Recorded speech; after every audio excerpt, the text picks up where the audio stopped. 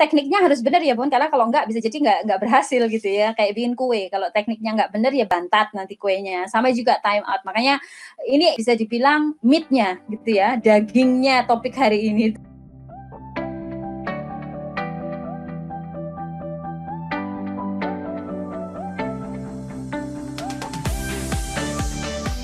Oke, sekarang bagaimana tips mendisiplinkannya? Jadi banyak, ini salah satu 4 cara yang bisa kita pakai. Kalimat perintah sederhana. Nah, kalimat perintah sederhana itu contohnya seperti apa? Jadi daripada Bunda ngomong, "Adik, sekarang kan sudah jam 3 sore. Kalau jam 3 sore itu waktunya begini, waktunya begitu, nanti habis ini enggak."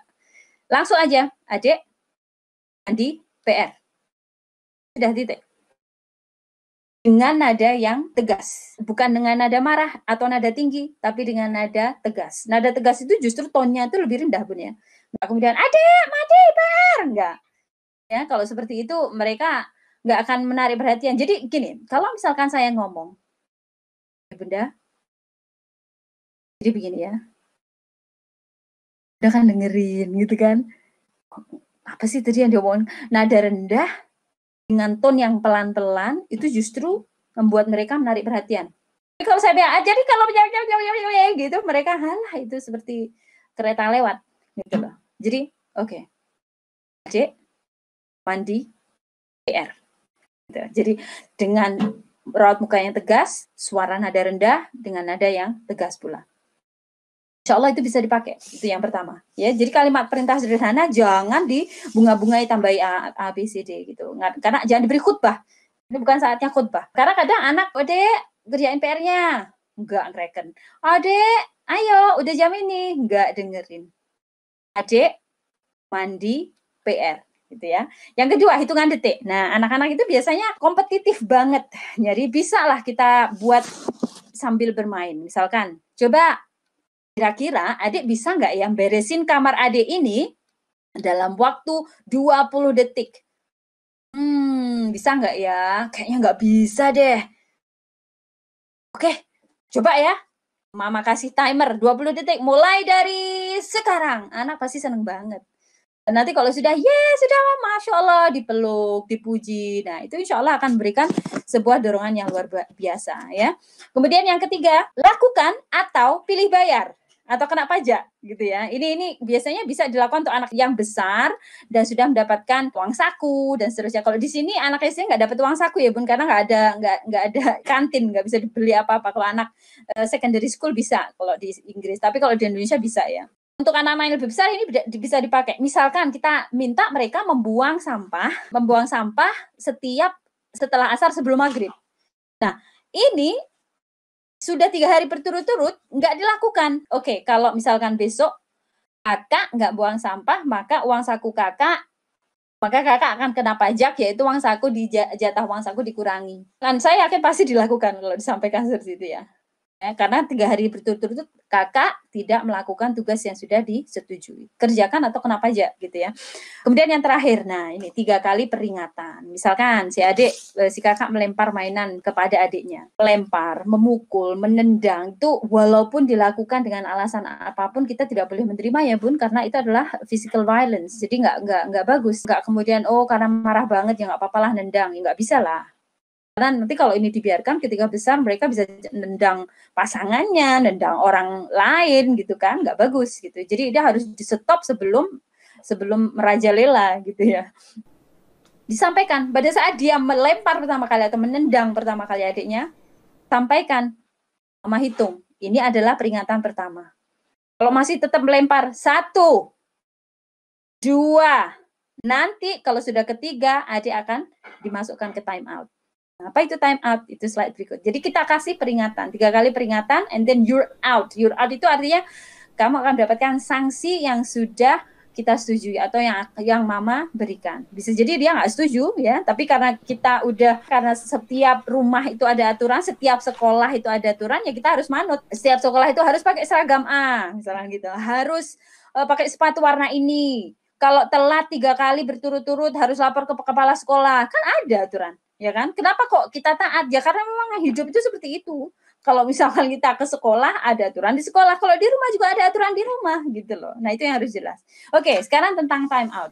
Tekniknya harus benar ya, Bun, karena kalau enggak bisa jadi enggak berhasil gitu ya. Kayak bikin kue, kalau tekniknya enggak benar ya bantat nanti kuenya. Sama juga time out. Makanya ini bisa dibilang meat-nya gitu ya, dagingnya. Oke, yang pertama tentang time out. Time out ini bisa menjadi sebagai salah satu sanksi. Salah satu sanksi dari perbuatan, terutama perbuatan yang sangat-sangat tidak bisa kita tolerir, seperti memukul, menendang, bisa jadi berteriak kepada orang tua, atau kemudian ini insult atau menghina. Oh, dasar kamu ini, misalnya gitu ya, kepada saudaranya atau kepada orang lain.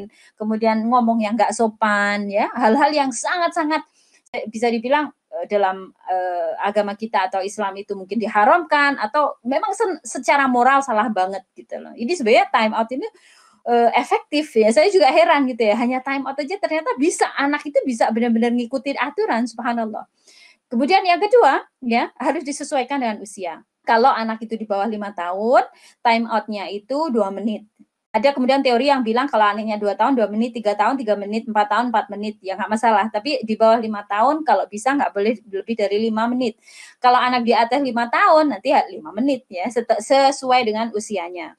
Ya semakin besar semakin lama gitu. Tapi kalau anak umur 7-8 tahun biasanya udah nggak bisa lagi ya. 8 tahun itu mereka sudah bisa diajak ngobrol. Biasanya kita bisa pakai dengan ruangan. Jadi bukan lagi pojok time out tetapi menjadi sebuah ruangan. Go in your room atau their bedroom or something ya. Bisa misalkan di pojok ruangan tamu misalkan atau di dekat dapur ya yang bunda itu bisa melihat. Kemudian tempatnya itu harus aman ya, tidak dikelilingi oleh benda yang berbahaya. Misalkan ada benda-benda tajam, jangan sampai seperti itu gitu ya, harus aman dari hal-hal yang berbahaya. Kemudian tidak ada mainan di sana. Jadi tidak ada mainan. Kalau di time out ada mainan ya mereka jadi bermain ya. Jadi time out-nya nanti nggak berhasil. Jadi ada anak yang bawa mainannya ke time out zone. Ya, jangan diperbolehkan, Bun. Kemudian yang terakhir, misi dari time out ini adalah supaya anak memikirkan apa yang sudah dia lakukan dan harapannya mereka itu memahami kesalahan yang telah mereka lakukan. Jadi kalau anaknya lebih besar bisa diberi nama misalkan thinking corner atau bisa jadi ruangan berpikir atau segala macam ya. Yang jelas tempatnya harus memenuhi syarat ini tadi. Nah, sekarang tentang langkahnya bagaimana? Yang pertama, ini langkahnya ya.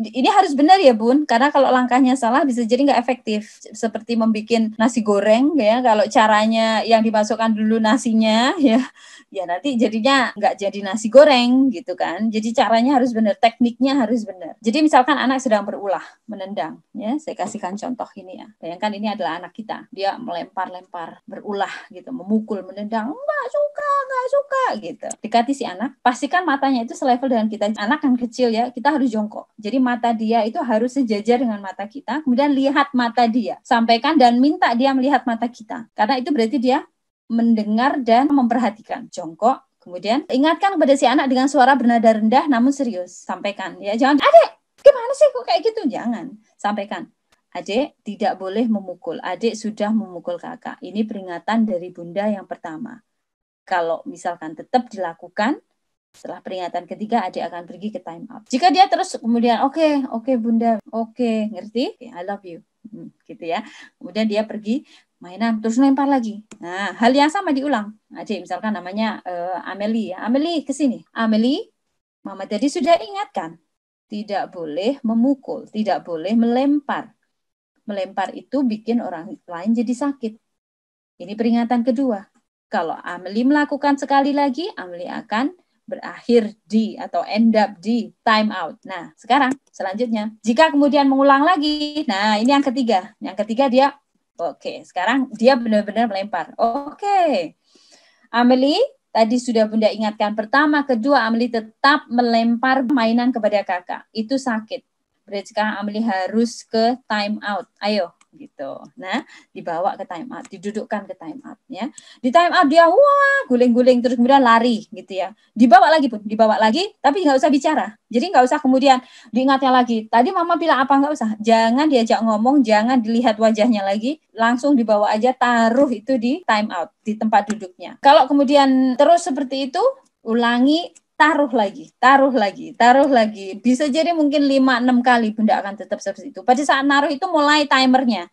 Kalau misalkan dia keluar, ya mulai lagi nanti timernya. Jadi kalau dia lari, dalam waktu 2 menit dia lari, kembali lagi, timernya harus mulai lagi. Bisalah disampaikan, kalau kamu lari keluar, Amelie, nanti mama akan mulai timernya itu mulai dari 0 lagi. Ngerti? Jadi nanti bakalan lebih lama.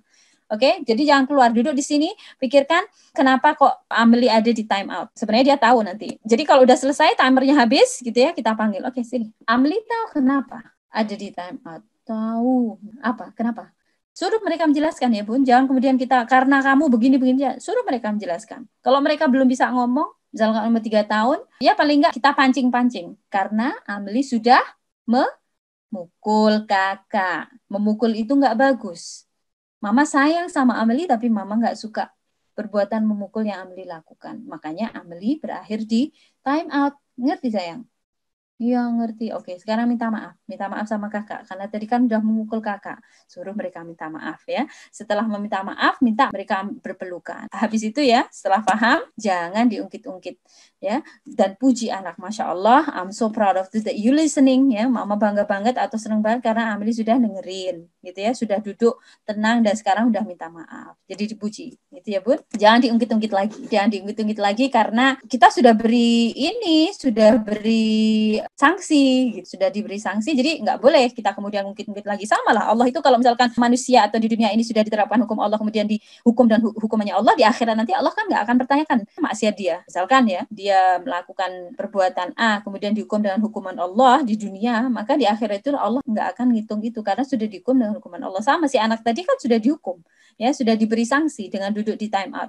Nggak perlu kita ungkit-ungkit saat suami pulang, tahu nggak tadi Amelie itu ngapain? Sudah selesai masalahnya, nggak perlu membuat anak itu merasa semakin bersalah dan membuat mereka semakin merasa kecil dan ciut. Itu yang harus kemudian kita ingat. Karena kadang kita ingin berbagi sama orang tua. Kalau mau berbagi dengan suami, ya bersaat anak-anak itu sudah tidur atau nggak dengerin, kemudian dipermalukan di depan kakak-kakaknya lagi.